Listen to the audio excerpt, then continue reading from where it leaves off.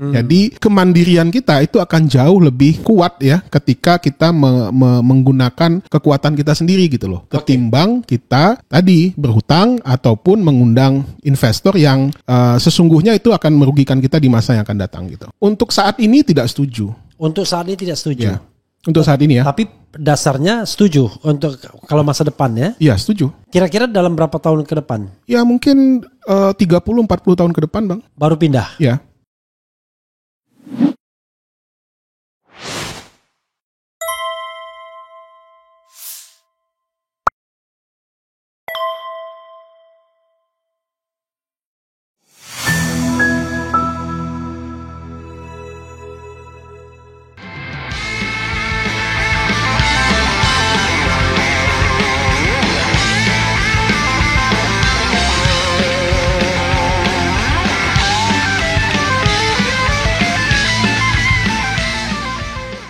Kita berusaha bagaimana mengkonstruksikan masalah IKN ini dan berusaha what's next sesungguhnya dari sisi yang sejernih-jernihnya ya.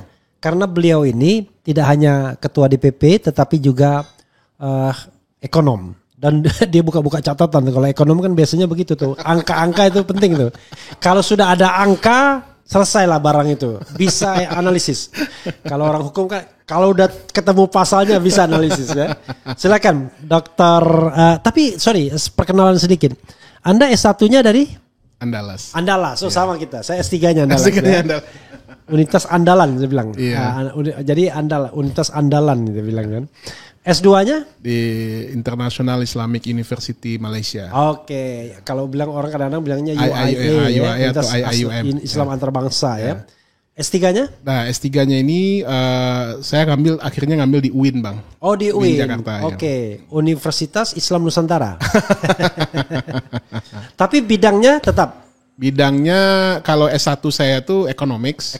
Ya, S2 saya tuh sebenarnya economics, tapi ada muatan Islamnya, ekonomi Islam. Iya, karena UIA ya. Ya, nah di S3 di UIN itu murni ekonomi Islam. Murni ekonomi Islam. Oke. Silakan. Pertama, apa yang Anda konstruksikan terhadap IKN ini? Nah, nanti solusinya kita diskusi lebih lanjut. Silakan. Iya, Bang Refli ya. Terima kasih atas undangannya. Jadi melanjutkan perbincangan kita tadi ya. Jadi memang IKN ini sebuah proyek yang kalau menurut saya ya dalam era pemerintahan Pak Jokowi yang kedua ya mungkin itu tidak direncanakan secara matang gitu ya.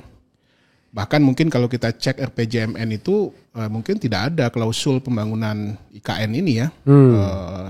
Jadi baru muncul setelah periode kedua pemerintahan Pak Jokowi.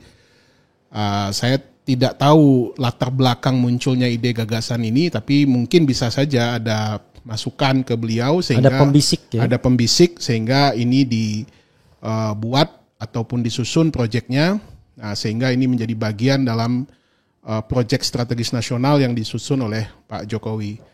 Nah, sebenarnya kan ide pembangunan ibu kota ini kan tidak datang tiba-tiba ya, sudah ada semenjak zaman Bung Karno ya, Presiden Soekarno, Presiden pertama. Kemudian juga dilanjutkan pada era pemerintahan Pak Harto ya, yang rencananya dulu dijonggol, tapi kemudian nggak terlaksana ya. Kemudian muncul lagi pada zaman Pak SBY kalau nggak salah ya, tapi juga tidak terlaksana, dan kemudian zaman Pak Jokowi. Nah, momentum inilah yang mungkin ya kalau dugaan saya dimanfaatkan oleh Pak Jokowi untuk membangun satu legacy peninggalan di mana dia nanti akan dikenal sebagai presiden atau bapak bangsa yang memindahkan ibu kota gitu. Bapak pemindah ibu kota. Bapak pemindah ibu kota gitu. BPI ya. BPI.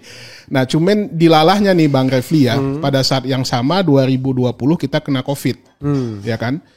Nah, kita tahulah ya dunia mengalami persoalan yang dahsyat pada waktu itu ya, tidak hanya dari sisi kesehatan ya, sosial, tapi juga parahnya dari sisi ekonomi. Bahkan dari sisi fiskal kita kan berhutang sampai 1.000 triliun Bang untuk membiayai penyelesaian Covid ini dan pemulihan ekonomi nasional PEN 1, 2, 3. Yeah. Dan juga hampir semua ekonomi kita anjlok ya, kita bahkan masuk ke jurang resesi ya, bahkan minus pertumbuhan ekonomi kita. dan baru aja mulai membaik, muncul perang ya, yang minus pertumbuhan ekonomi dan kelakuan. Nah, jadi ini satu momentum yang menurut saya itu tidak kurang tepat kalau ini terus dipaksakan gitu. Ya, apalagi penyusunan Bang Refli tentu mengikuti, paham sekali penyusunan undang-undang IKN itu dilakukan pada saat COVID kan. Ya. Yang itu yang seharusnya itu undang-undang itu adalah merupakan bentuk menampung aspirasi publik ya, visi kita ke depan seperti apa dan lain sebagainya. Ini hanya disusun, dirancang kurang lebih mungkin 3 bulan atau 6 bulan nggak sampai kali Bang. Ya, yang seharusnya ini bisa menjadi satu satu gagasan besar lah gitu ya. Tapi dengan memanfaatkan situasi COVID ini disusun undang-undang IKN ini dan kemudian disahkan oleh DPR. Dan kita lihat alokasi anggarannya juga tidak main-main nih Bang Refli. 460 triliun.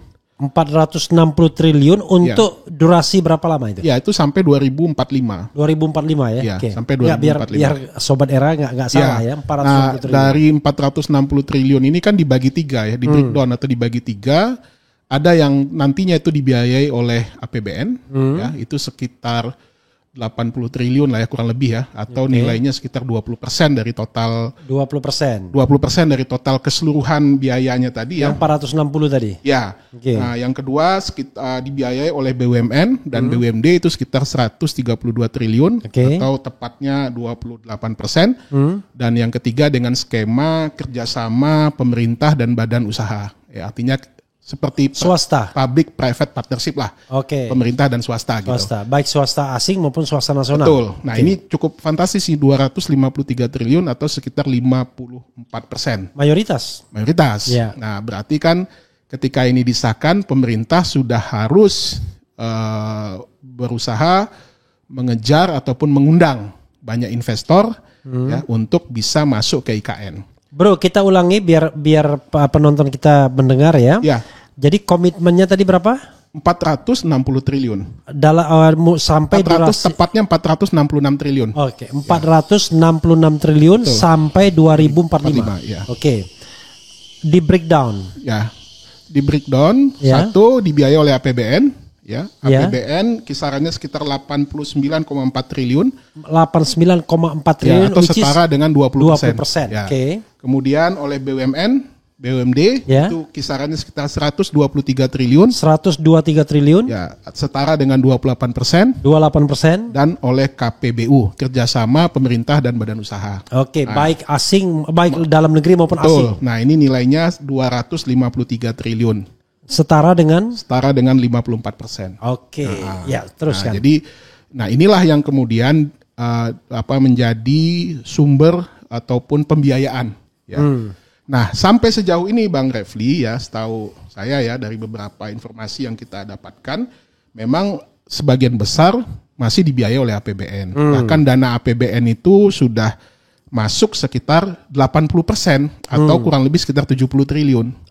Untuk pembangunan. Jadi dalam APBN itu kan dia bikin bertahap kan, 2022 ada sekitar 5,5 triliun, 2023 sekitar 27 triliun, 2024 sekitar 39 triliun, tetapi yang sudah terpakai sampai saat ini sekitar 4,8 triliun atau 12%.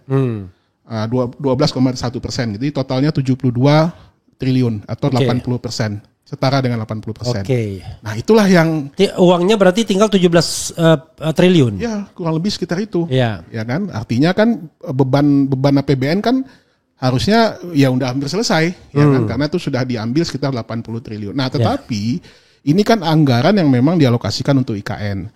Ya tapi kan pemerintah juga punya. Tadi yang diambil itu 80% setara dengan 72,3%. 72,3 triliun. Triliun setara dengan 80%. Gitu. Nah, jadi artinya dana APBN yang sudah masuk ke proyek IKN ini tuh sudah sangat besar. Bahkan mungkin dari total yang ada itu nih paling besar ini ya. Nah, tentu ke depan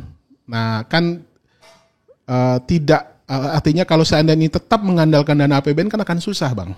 Ya, pada saat yang sama tadi saya cerita ya, kondisi fiskal kita terbatas, ruang fiskal kita terbatas, ya kan? Nah, ujung-ujungnya yang kita khawatirkan itu adalah menggunakan skema hutang, ya, yang itu tentu akan menambah atau menjadi beban kita lagi.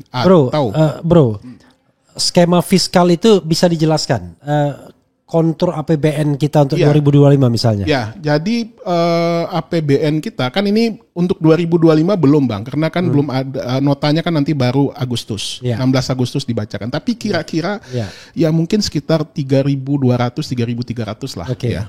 Nilai total APBN kita yang akan kita gelontorkan nanti untuk belanja kita. Nah, dari sana kan sebenarnya yang sifatnya mandatori, wajib kan tuh sudah banyak, sudah ada bagian-bagiannya. Misalkan anggaran pendidikan 20%, itu udah nggak boleh diganggu gugat.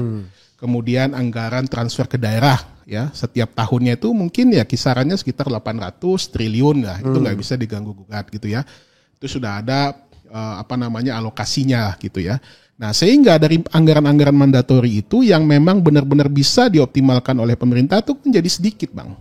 Kira-kira berapa? Gitu ya. Kira-kira selain anggaran wajib tadi ya mungkin masuk nanti belanja pemerintah, belanja pegawai, belanja barang, belanja modal segala macam. Nah, sehingga itu akan menjadi sangat sedikit sekali ininya gitu. Saya tidak tahu persis ya berapa yang bisa dimanfaatkan, tetapi nanti itu kan masuk ke dalam belanja yang bisa dialokasikan oleh pemerintah gitu. Oke. Nah. Teruskan tadi. Kemudian bagaimana kemudian menutup kos yang pertama sebenarnya bukan soal cost ya. Ada nggak yang Anda merasa aneh dari komposisi pembiayaan IKN itu? Iya, makanya ini Bang, tadi yang saya sampaikan tadi, karena IKN ini kan dibuat dengan siklus politik Bang. Ya kan? Artinya pemerintahan Jokowi hari ini yang akan berakhir 2024, dia harus menyelesaikan tahapannya mungkin sampai tahapan tertentu. Ya kan? Nah, tahapan tertentu ini kan dinilai dengan rupiah nih kan. Nah, sehingga inilah yang kemudian akan membebani. Kemudian tahapan selanjutnya 2024 sampai 2029 pemerintahan berikutnya. Nah, tentu tidak ada jaminan Bang Refli apakah ini juga akan disupport penuh oleh pemerintahan berikutnya. Saya dengar Pak Prabowo di salah satu acara di ekonomi di Qatar Doha ya, forum ekonomi di Qatar di Doha ya. Dia mengatakan dia akan supply untuk IKN ini sekitar 30 miliar US dollar selama 30 tahun. Selama 30 tahun? Ya, artinya 1 miliar US dollar per tahun. Per tahun. Nah, kalau 1 miliar kita pakai kurs 16.000, kan belum berubah kan Bang? Iya. Sedikit lagi udah 17.000 ya. Iya, 16.500 udah pernah tercapai. Nah, jadi sekitar 16 triliun per tahun gitu. Nah, ya ini anggaran 16 triliun ini ya kita juga kalau seandainya kita pakai skema yang tadi tentu sudah berlebih dong, ya kan? Nah, mungkin ini bisa saja dimasukkan ke dalam anggaran-anggaran kementerian ya untuk pembangunan infrastruktur, untuk pembangunan jalan, untuk pembangunan sumber daya alam dan lain sebagainya gitu. Tapi janjinya Pak Prabowo 1 miliar US dollar per tahun gitu. Saya malah tertarik tadi komposisi kan. Komposisi ternyata APBN hanya setara 20%. Kemudian BUMN dan BUMD 28% sekitar. Dan itu kurang dari 50%. Ternyata yang paling banyak adalah swasta. Dan yang paling diharapkan adalah undang-undang investor ya. Sementara saya tuh bingung, kita ini mau membangun apa sih? Kita mau membangun kota Nusantara ya jelas ya, tapi ibu kota. Apakah kita membangun kota bisnis atau apa? Coba dijelaskan lebih. Kalau kita lihat ya Bang ya, konsepnya ini ya kalau saya lihat ya, termasuk juga dalam undang-undangnya itu memang yang paling utama yaitu kota pemerintahan. Ya, kota pemerintahan artinya di sana nanti akan jadi pusat pemerintahan negara Republik Indonesia yang akan berkantor di sana. Ya. Jadi itu yang menjadi fokus utamanya. Nah, sementara kita kan juga dengan disahkannya undang-undang DKJ ini ya sebagai aglomerasi ya, tentu kita berasumsi bahwasanya Jakarta ini tetap akan sebagai pusat bisnis. Ya, jadi dia tidak akan menjadi dia akan menjadi kota bisnis lah gitu ya. Nah, pertanyaan saya adalah kan dari awal from the beginning kok kayaknya ada masalah nih dari sisi komposisi pembiayaan. ini mau jadi ibu kota atau kota bisnis? Coba dielaborasi lebih lanjut. Ya, kalau saya melihat Bang Refli ya, memang awalnya memang ini akan menjadi kota pemerintahan, ya, kota pemerintahan. Kenapa demikian? Karena kalau dilihat dari konsep awalnya ya, itu memang nanti IKN ini akan menjadi pusat pemerintahan Republik Indonesia. Ya. Di sana nanti berkantor presiden, wakil presiden, dan semua lembaga negara, kementerian, dan lain sebagainya. Nah, dengan adanya undang-undang DKJ itu kan membuktikan bahwasanya Jakarta itu tetap akan diprioritaskan menjadi kota bisnis ya, dengan daerah aglomerasi yang ada di sekitarnya gitu ya. Nah, cuman kan dalam perjalanan waktunya, nah tentu ya ada distorsi yang menginginkan kemudian IKN ini tidak hanya sebatas sebagai kota pemerintahan ya, tapi dia juga bisa menjadi salah satu kota bisnis lah gitu. Nah, tapi ini kan tentu ini tidak mudah Bang Refli ya, karena ini butuh waktu. Membangun komunitas bisnis itu kan lingkungan bisnis itu kan tidak setahun 2 tahun kan, itu butuh waktu puluhan tahun gitu. Nah, jadi kalau saya sih melihat seharusnya kembalikan saja ke dalam fokus awal sebagai kota pemerintahan ya, pusat pemerintahan, karena toh juga Jakarta masih menjadi sentra bisnis yang dikenal oleh banyak orang, artinya menjadi pusat bisnis yang seharusnya ini masih bisa diteruskan gitu ya. Jadi kita tidak memulai dari nol lah gitu ya. Kita bisa bayangkan kesiapan infrastruktur saja misalkan. Kota-kota pendukung yang ada di sekitar ibu kota kita itu nantinya IKN itu ya. Nah, itu kan juga masih sangat minim ya. Kota-kota yang ada di sekitarnya sebagai pendukung ibu kota negara sebagai pusat bisnis juga masih sangat minim. Jadi tahap awal ini kalau saya melihat ya fokuskan saja sebagai kota pemerintahan, jangan sampai menjadi berubah konsep awalnya dari kota pemerintahan kemudian menjadi kota bisnis yang dipusatkan di sana gitu. Oke, tetapi begini. Coba kita lihat secara kritis ya, dari komposisi tadi. Kan dari awal sesungguhnya lebih mengandalkan non APBN kan, non APBN dan BUMN BUMD. Artinya kan dari awal saya merasa kok nggak jelas ini. Maksudnya kalau kota pemerintahan ya harusnya kan cukup dengan APBN saja. Dengan APBN saja. Toh kita tidak bikin gedung-gedung mewah untuk bisnis kan. Gimana? Ya, jadi kan Bang Refli, kalau kita lihat tahapan-tahapan pembangunan ibu kota itu kan juga dipaparkan dalam undang-undang ya. Mulai 2022, 2024, 2024, 2029, 2030 dan seterusnya. Jadi memang tahap awal ini ya menyelesaikan semua infrastruktur pemerintahan ya, kalau saya lihat gitu ya. Nah, makanya bisa saja karena itu alasan kenapa kemudian dana APBN lah yang paling banyak keluar hari ini ya. Bangun istana, bangun rumah menteri ya, kantor-kantor yang akan digunakan oleh menteri dan lain sebagainya.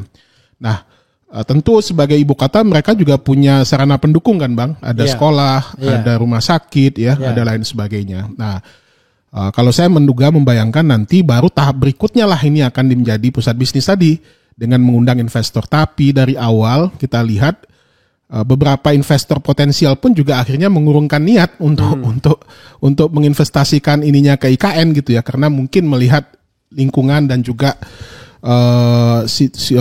situasi yang bagi mereka itu tidak menguntungkan lah gitu. Bahkan ya mohon maaf ini bahkan kita itu udah jual murah sekali Bang dengan HGU sampai 190 tahun itu kan menggadaikan sama dengan menggadaikan negara kita kepada pihak investor atau pihak asing yang mau menanamkan modalnya di kita gitu. Oke, kita kan memiliki problem real ya. Problem real kita adalah dana terbatas. Betul. Prabowo hanya mengalokasikan 1 miliar US dollar. 1 miliar US dollar which is mungkin 16 triliun. 16,5 triliun kalau 16,3 triliun lah mungkin ya. Kalau kursnya 16.000. Ya, kalau 16.000 16 triliun. Dan itu ya sudah tidak sesuai lagi skemanya dengan awal. Betul. Karena awalnya lebih banyak pihak lain. Tetapi yang jadi masalah adalah apa iya ya membangun ibu kota kemudian mayoritas dana yang dialokasikan itu adalah dana non APBN. Ya. Nah, makanya Bang Refli ada beberapa catatan kritis lah gitu ya terhadap konsep pembangunan IKN kita ini ya. Pertama, karena dia diburu waktu tadi ya, mungkin Pak Jokowi ingin menyelesaikan tugasnya sebagai presiden dengan sudah terbangun fasilitas A, B, C, D gitu ya. Nah, sehingga dia menggebar betul supaya ini bisa selesai gitu. Nah, seharusnya kalau menurut saya biarlah ini menjadi kebanggaan Republik gitu loh, kebanggaan seluruh bangsa gitu loh. Ya, di mana letak marwah kita ketika ibu kota kita saja kita harus berhutang kiri kanan atau menggadaikan tanah kita gitu ya dengan puluhan tahun yang mungkin kita tidak tahu kapan akan bisa selesai gitu ya. Nah, harusnya dibiarkan saja, ini tidak dipatok dalam durasi waktu tertentu gitu. Nah, sehingga ini tidak menjadi beban pemerintahan. Nah, yang kedua kalau menurut saya ya jangan terlalu tergantung kepada dana asing gitu loh Bang Refli ya. Artinya kan di sini jangan terburu-buru kita ingin memindahkan atau menjadikan ini sebagai pusat bisnis. Padahal konsep awalnya kan kita tahu tadi sebagai kota pemerintahan. Ya, kalau kota pemerintahan ya berarti kan dia cukup dengan infrastruktur yang mungkin bisa dibiayai oleh APBN kita. Atau mungkin nanti mengkonversi bangunan-bangunan gedung-gedung kementerian yang hari ini ada di Jakarta, disewakankah atau apakah itu dijual dan itu dikonversi menjadi bangunan atau gedung yang dibangun di IKN gitu. Jadi kemandirian kita itu akan jauh lebih kuat ya ketika kita menggunakan kekuatan kita sendiri gitu loh. Ketimbang kita tadi berhutang ataupun mengundang investor yang sesungguhnya itu akan merugikan kita di masa yang akan datang gitu. Saya ingin bertanya hal-hal yang singkat yang terkait dengan standing atau positioning ya. Iya. Anda setuju ibu kota pindah? Itu dulu umum dulu. Penjelasannya nanti. Iya. Untuk saat ini tidak setuju. Untuk saat ini tidak setuju. Ya. Untuk saat ini ya. Tapi dasarnya setuju untuk kalau masa depan ya? Iya, setuju. Kira-kira dalam berapa tahun ke depan? Ya mungkin 30-40 tahun ke depan Bang. Baru pindah? Ya. Saya udah usia berapa itu 80 tahun itu ya. Sudah 90 tahun entah masih hidup apa enggak masih ya. Hidup lah. Insya Allah. Nah, itu satu. Yang kedua, kalau Anda misalnya mengatakan bahwa saya setuju 30-40 tahun ke depan pindah ibu kota, apakah harus di Nusantara? Nusantara ini tempat yang sekarang? Iya, dong. Okay. Ya kan? Ya. Ataukah bisa di tempat lain? Ya bisa di tempat lain. Bisa di tempat lain. Artinya kan kita selama ini kan terjebak dengan simbolitas gitu loh Bang. Artinya harus di tengah misalkan. Makanya dipilihlah Kalimantan gitu ya. Atau dari Kalimantan itu dipilih titik tengahnya lagi. Tahu-taunya ada pemilik tanah di situ. Tanah di situ gitu. Jadi ya menurut saya sesuai dengan artinya kalau lokasinya itu memang saya sih lebih condong jangan terlalu jauh gitu dari Jakarta. Ya kayak dulu Jonggol gitu. Betul. Oke. Betul. Persoalan ketimpangan dan pemerataan itu kan bukan karena faktor ibu kotanya kan, cara kita membangun saja gitu. Oke, berarti Anda tidak mengharuskan IKN ya kan atau Nusantara. Betul. Sorry, saya Nusantara, kalau IKN itu ibu kota Nusantara. Tidak mengharuskan Nusantara. Ya.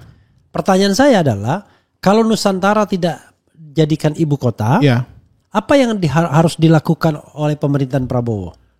Ya jadi istana saja di sana sebagai tempat, sebagai simbol bahwasanya itu ada istana negara di sana. Cukup itu aja dulu. Seperti istana Tampak Siring, istana Bogor, istana Jogja, Cipanas, gedung Gerahadi di Surabaya. Ya cukup sebatas itu aja sebagai simbolitas bahwasanya ada istana negara di Kalimantan, cukup. Dan itu kita tidak perlu susah-susah atau tidak perlu menjadi beban yang sangat berat bagi kita ke depan untuk membangun ibu kota tadi gitu loh. Cukup sebatas istana saja. Dan gitu.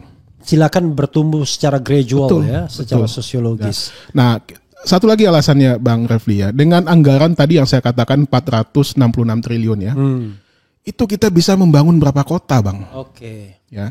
Dengan anggaran nih kayaknya. Semangat tinggal. Jangan Anies dari saya nih gitu. Oh, jangan ya. Oke. Enggak Bang, enggak. Itu kan realistis saja, realitas saja kan.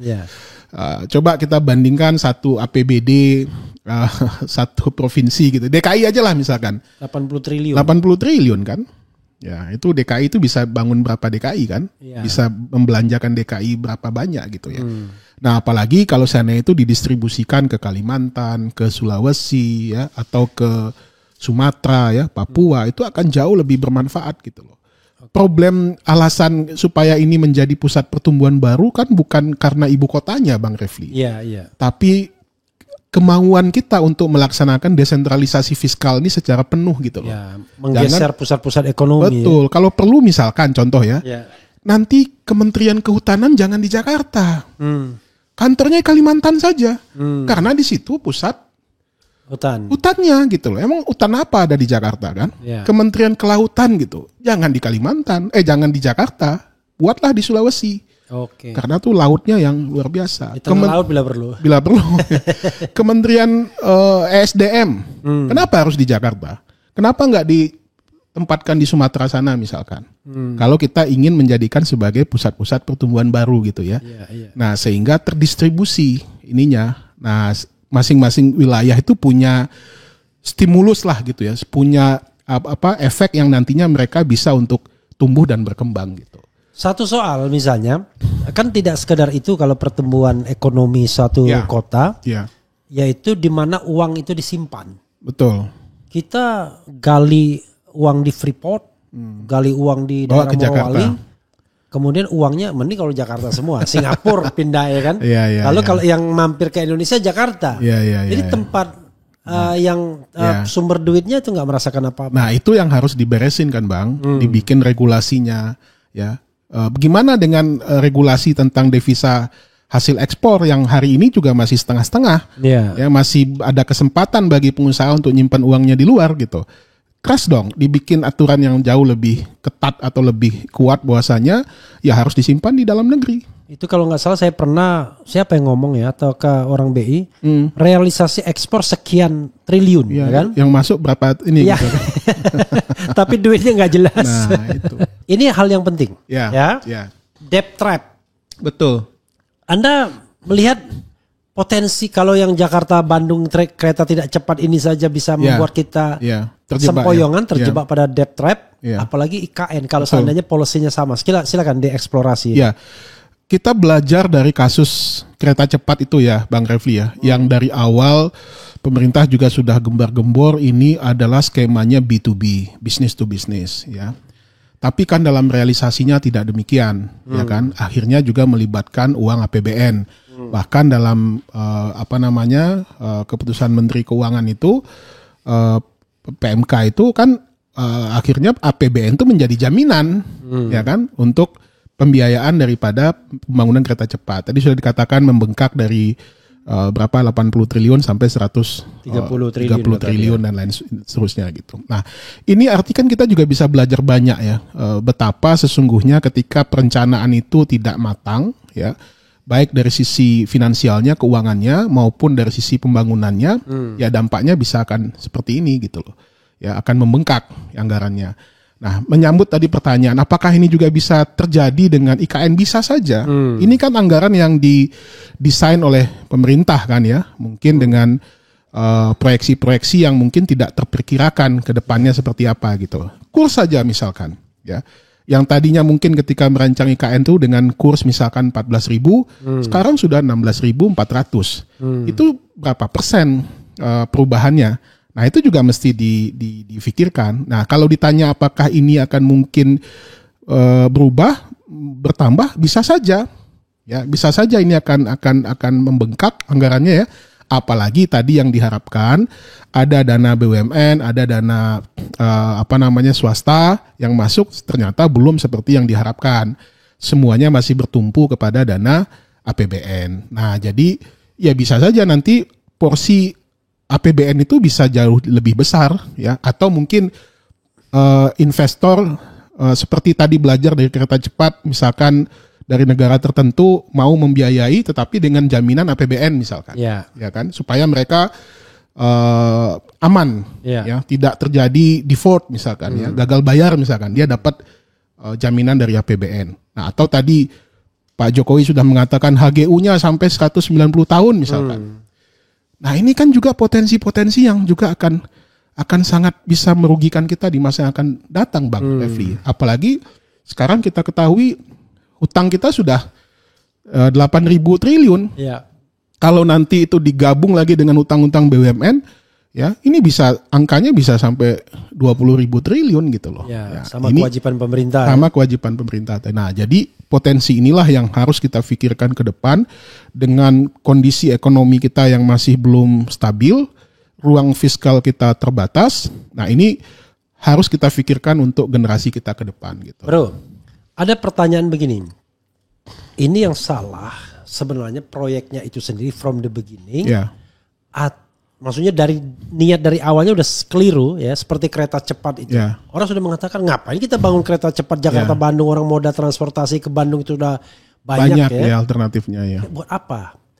Nah, jangan-jangan IKN begitu juga. Dari awal kita udah pasti nggak benar itu. Ataukah Anda melihat ini soal sisi pelaksanaannya yang kemudian terlalu ambisius? Ya. Atau apanya? Ya tadi saya katakan saya setuju dengan pemindahan ibu kota, Bang. Tapi ini persoalan timing, Bang. Ya timingnya tuh nggak hari ini gitu loh, Bang. Nggak saat ini gitu loh. Nah karena ini dipasarkan saat ini, ya sehingga tadi timbul banyak distorsi, ya kan? Yang seharusnya ini bisa dibangun dengan smooth, dengan perencanaan yang matang, ya kan? Dengan tahapan-tahapan yang jelas gitu ya. Karena ini dipaksakan karena ada siklus politik tertentu, habis masa jabatan presiden, ya kan? Nah, sehingga ini kemudian dipaksakan. Nah, dampaknya ya seperti sekarang ini, investor tidak teryakini, ya bahkan banyak yang sudah menyatakan cabut. Nah, tidak ada dana asing yang kita harapkan tadi masuk, minim. Nah, ujung-ujungnya apa? Ujung-ujungnya dana APBN lagi. Jadi ini yang harus kalau saya membahasakan pemerintahan baru nantinya Pak Prabowo harus melakukan proses rasionalisasi. Ya, sehingga termasuk rasionalisasi apakah jadi ibu kota atau enggak ya? Ya bisa jadi itu tergantung beliau. Tapi kalau kita lihat sudah ada undang-undangnya tentu ya dia harus rubah dulu, Bang, undang-undang. Ya undang-undang itu gampang, tinggal bikin perpu aja. Iya. Gak usah kita bilang undang-undang. Kadang-kadang orang bilang wah ini undang-undangnya ada deh. Atau kita kan tidak tahu juga ada kesepakatan apa di belakang antara Pak Jokowi dan Pak Prabowo, kan kita tidak tahu, Bang. Gampang ke MK aja. Apa yang nggak bisa diterobos di negara ini ya kan? Gitu. Oke, kita bacakan lagi bro ya. Ya. Dari Ugly Man, luar biasa. Tadi Ugly Man lagi ya. Sebagai ekonom, bagaimana cara merendahkan bahkan menghilangkan bunga utang Indonesia? Nggak masuk akal bunga 400 triliun, pokok juga 400 triliun. Itu nanti ya, another story itu ya. Ini kritik kepada kita nih. Ngomongin IKN selalu saja yang dibawa pakar ekonomi. Padahal lebih dari itu yang mesti ditanya-tanya itu akademisi di bidang planologi, tata kota, arsitektur. Ya bagus tuh masukannya. Ya bagus lah ya. Sebenarnya kita bukan hari ini aja bicara tentang ini. Karena di tim Anies itu ada yang namanya Profesor Zulfikar Amir. Oh iya tahu yang dari Singapura ya. Kita sudah sebelum interview Bro Handi kita interview dulu Zulfikar Amir ya. Dia setuju juga sih sebenarnya pemindahan yang gradual itu. Ya. Gitu. Supaya bisa bahas tentang AMDAL, produk bank, tab dan sebagainya. Wah itu teknis banget bro, nggak apa-apa ya. Juga bahas infrastruktur pendukung seperti sarana transportasi. Wah dia malah terlalu detail teknis ya. Solusinya ganti Menteri Keuangan karena dia adalah SPG World Bank. Suatu negara akan hancur jika jantung ekonominya sudah dicengkram. Oh, nanti kasih komentar secara umum ya bro ya. Mantap Bang Rafli bukan Rafli. Lebih baik IKN diratakan dengan tanah dan tanahnya dibagikan kepada rakyat. Nggak masuk akal juga. Tapi ini serius bro ya. Bayangkan, saya membayangkan kalau seandainya IKN ini mangkrak karena Prabowo tidak berniat untuk membangun secara tergesa-gesa. Komitmen boleh $1 miliar per tahun, tetapi bisa aja diincer-incer susah realisasinya. Dan dia akhirnya berpikir mending yang lain saja. Saya membayangkan kalau proyeknya itu kayak Hambalang misalnya. Bayangkan kita yang namanya kereta monorail aja di beberapa tempat di Jakarta ini aja nggak bisa dibongkar.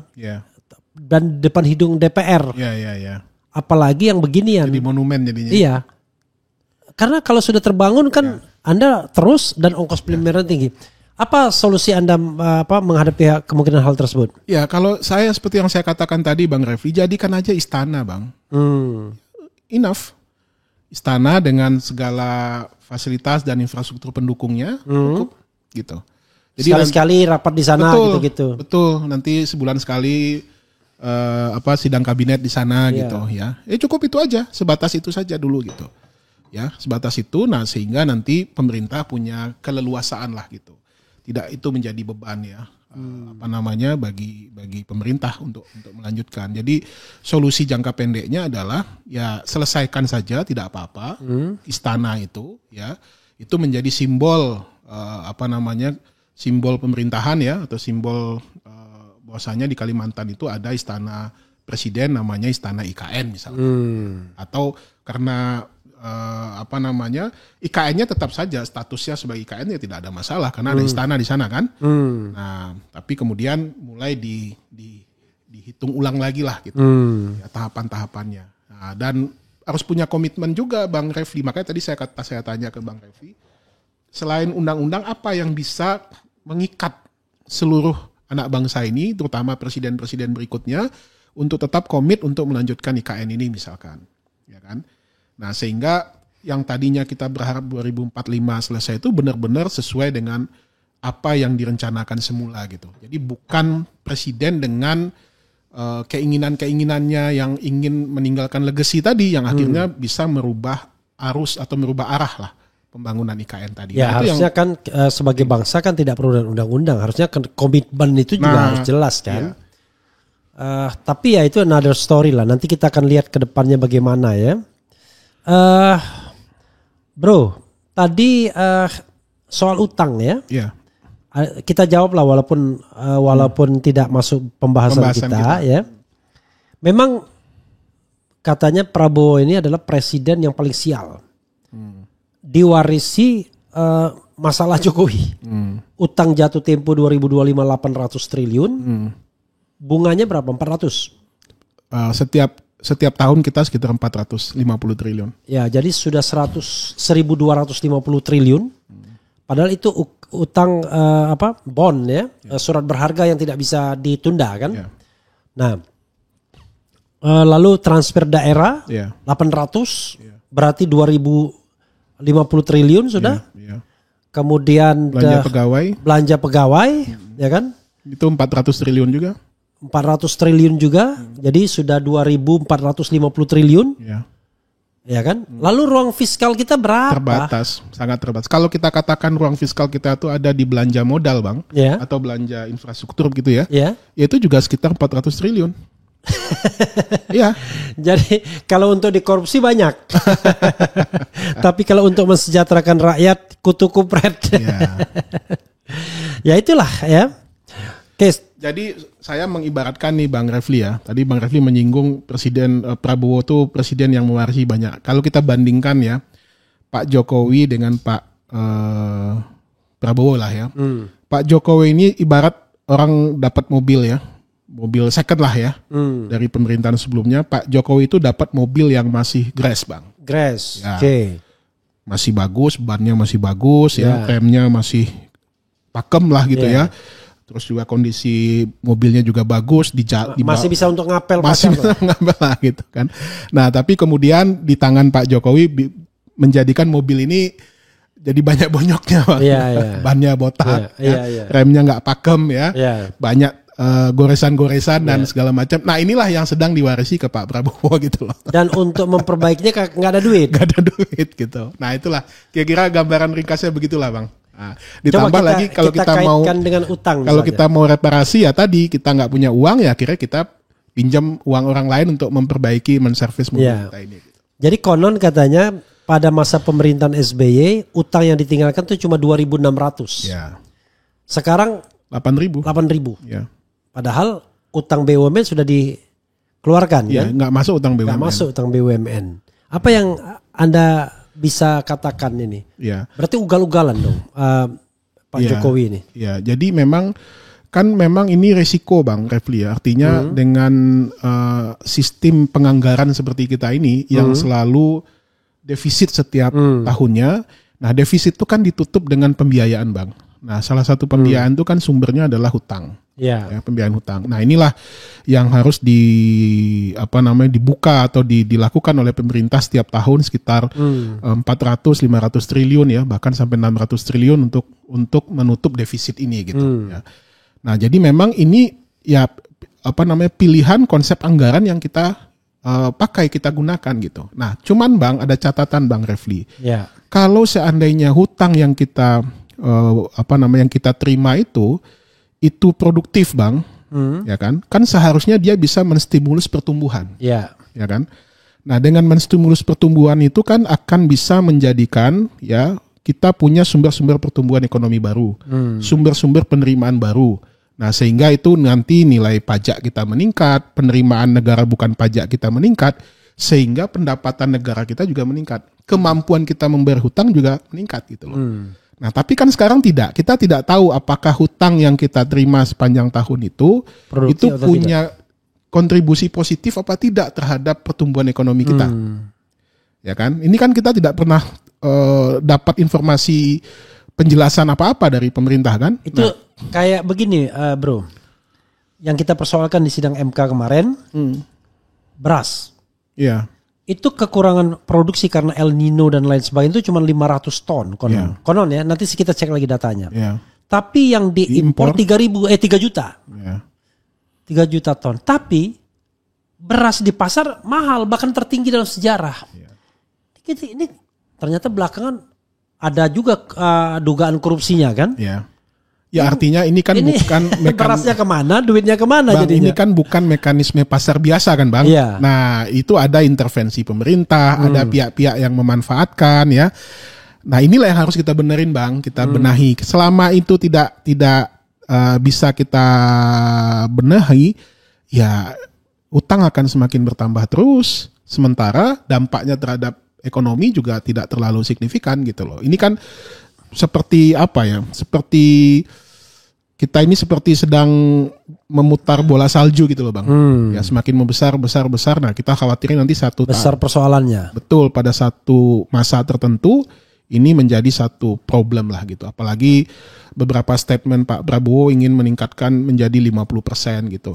Kalau itu memang benar-benar kontribusinya terhadap utang terhadap PDB ya. Betul, 50%. Nah, kalau itu benar-benar terlihat dari sisi penerimaan kita, kemampuan kita untuk meng-hire atau mendapatkan penerimaan yang lebih baik atau pertumbuhan ekonomi kita lebih baik, ya mungkin kemampuan membayar kita juga baik gitu.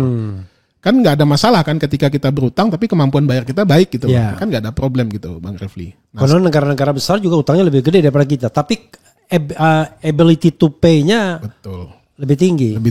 Nah, jadi itu nggak ada masalah bagi mereka. Jepang kan selalu dibanding-bandingkan tuh ya sama Bu Menteri, wah sudah hampir 100% ya. Ya, tapi kemampuan mereka membayar, industri mereka, ya kan, kemampuan mereka, produktivitas mereka, itu dong harus dilihat juga. Jangan cuma sebatas. Jadi tidak apple to apple membandingkan. Jangan bicara persentase. Betul. Itu sama orang kaya sama orang miskin. Jadi kalau misalnya orang miskin pendapatannya katakanlah 1 juta, utangnya 700.000, itu udah 70%. Betul. Tapi orang kaya pendapatannya 100 juta, utangnya 20 juta kan masih kecil kan? Masih kecil. Padahal kalau angka realnya kan beda banget. Betul. Gitu. Oke, ini terakhir ya. Siap.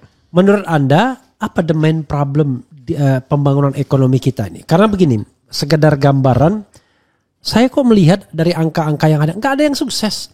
Contoh misalnya, utang luar negeri, gila-gilaan, dari 2.600 jumping up ke 8.000, itu pun nggak masuk utang BUMN dan kewajiban pemerintah yang katanya 20.000 triliun sampai. Itu hampir sudah setara dengan PDB. Pertumbuhan ekonomi, 5%, kalah dengan SBY yang 6%, padahal target 7%. Kemiskinan, meroket. Kemiskinan, ya kan? Pengangguran. Lalu, menurut Anda secara objektif apa pemerintahan Presiden Jokowi jadinya? Jadi ada satu, ini saya juga merujuk ke sini Bang, dan menurut saya itu bisa jadi satu bahan bagi kita. Ada satu, sebenarnya Bappenas itu pernah membuat satu kajian ketika akan menyusun RPJMN 2019-2024. Namanya Growth Diagnostic. Ya, ini melibatkan konsultan asing lah gitu ya. Ada diantaranya itu ada Dani Rodix, dan itu menjadi orang yang sangat dipercaya lah, kredibel lah gitulah untuk case-case seperti ini gitu.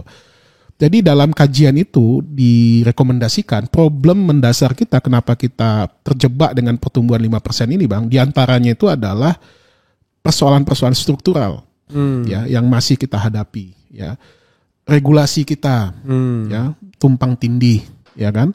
Kemudian efektivitas dari belanja dan juga penerimaan kita, ya kan. Nah 3 hal ini yang satu lagi itu sumber daya manusia, ya sumber daya manusia. Nah ini yang kemudian menjadi apa sih istilahnya the binding problem lah, atau problem yang mengikat yang kita rasakan sampai hari ini gitu ya, yang tidak bisa kita selesaikan. Jadi artinya apa?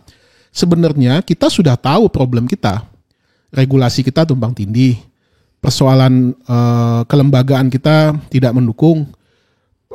APBN kita tidak efektif untuk membiayai ataupun penerimaannya tidak efektif misalkan gitu. Ini kan sudah tahu nih problemnya gitu. Nah, sebenarnya pemerintah tinggal menjalankan ini saja. Nah, gimana cara menjalankannya tadi ya? Kalau menurut saya Bang Refli ya, jadi ini tidak hanya sebatas persoalan ekonomi saja, ya kan? Tapi bagaimana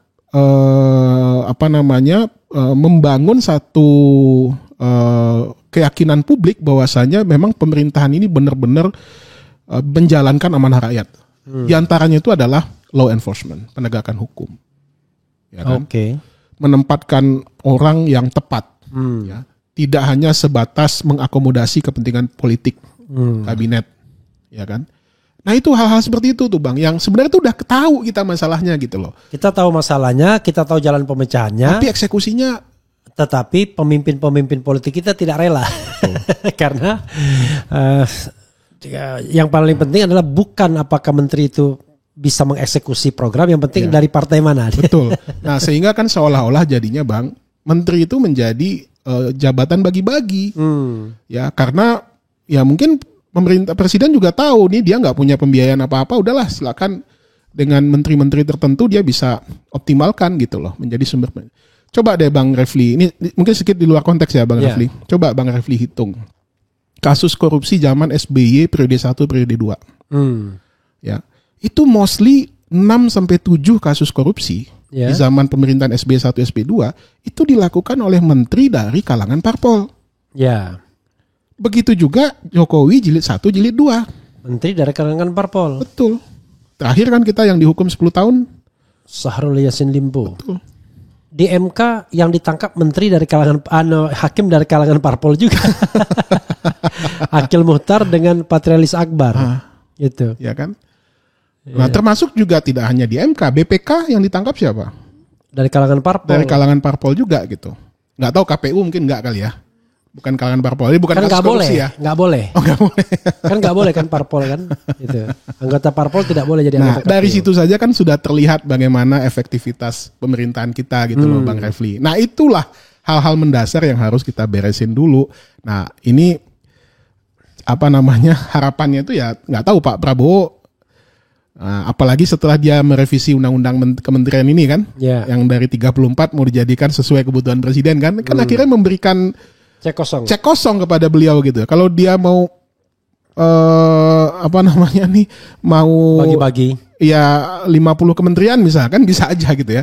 Kita coba hitung Bang, berapa partai pendukung presiden hari ini?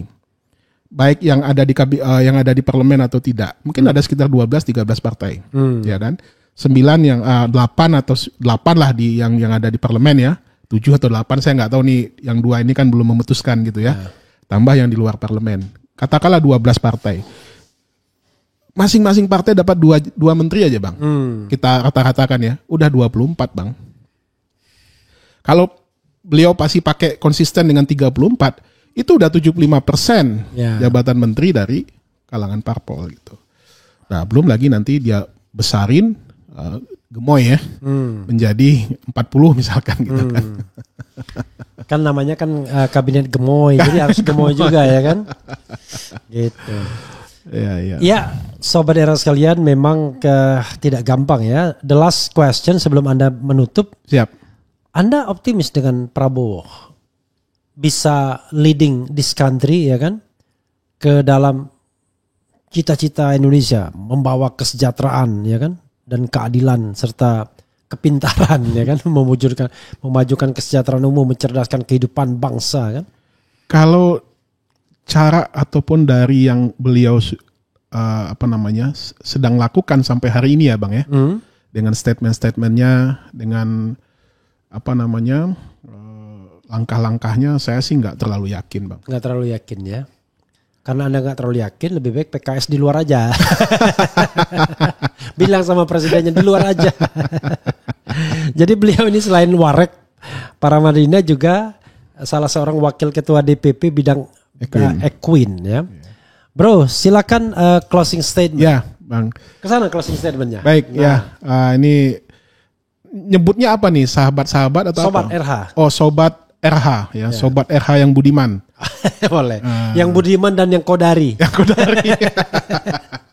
Baik, Sobat RH yang berbahagia di mana saja Anda berada. Ini topik yang menurut saya harus kita perbincangkan karena ini masalah publik yang semua masyarakat berhak tahu gitu ya. Jadi menurut saya apa yang sudah terjadi sampai dengan saat ini itu perlu ada semacam rasionalisasinya. Jadi artinya langkah-langkah yang sudah dibuat oleh pemerintahan saat ini ya perlu dikoreksi ataupun diperbaiki oleh pemerintahan di masa yang akan datang. Kita tidak apatis dengan ibu kota baru atau kita tidak bukannya tidak setuju dengan pemindahan ibu kota, tapi ini persoalan timing dan juga kesiapan kita hari ini ya.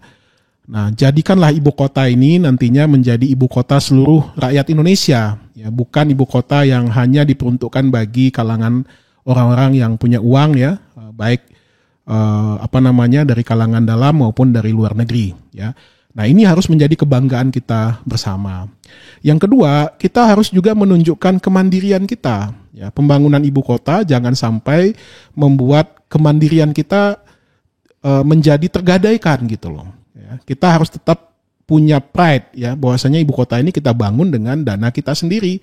Ya, walaupun nanti ada investasi asing, tapi ini hanya sebagai pelengkap ya. Artinya ketika semua infrastrukturnya sudah terbangun, tentu asing juga akan atau investasi juga akan masuk ke sana gitu. Jadi jangan terbuai dengan kita akan menjadi kota dunia ya, akan menjadi kiblat dunia, jangan terbuai ya. Ini menjadi ruh dan jiwa bangsa Indonesia. Nah, oleh sebab itu perlu segera lah ya pemerintahan baru nanti itu mereview kembali ya mana langkah-langkah atau rencana yang sudah disusun itu yang perlu diperbaiki ke depan sehingga ibu kota yang kita harapkan ini bisa menjadi wajah Indonesia ke depan itu benar-benar bisa menggambarkan bangsa Indonesia yang sesungguhnya gitu ya, kebanggaan kita bersama dan tentu saja fungsinya sebagai kota pemerintahan benar-benar bisa berjalan dengan efektif ya, bukan menjadi beban generasi di masa yang akan datang. Saya pikir begitu Bang Refli. Iya, sahabat era sekalian, tentu kan kalau kita mau mengkonstruksi masalah, apalagi ekonomi, itu tidak seperti Bandung Bondowoso ya. Masalahnya hari ini, penyelesaiannya malam ini juga enggak. Itu butuh jangka panjang ya, pemikiran yang jernih, dan kita tidak bisa mengandalkan hero ya kan, satu orang saja. Tapi satu orang yang berkomitmen, which is misalnya kepala negara, untuk memberantas korupsi, untuk memberikan keadilan, untuk membangun demokrasi, itu more than enough. Karena bangsa ini sebenarnya bangsa yang besar kan. Betul. Untuk makmur itu semua syarat sudah tercapai sesungguhnya, sudah terpenuhi, tetapi tinggal bagaimana kita mengelolanya. Itu saja sahabat sekalian. Makasih bro. Siap. Ya. Bang. Oke. Wassalamualaikum warahmatullahi wabarakatuh.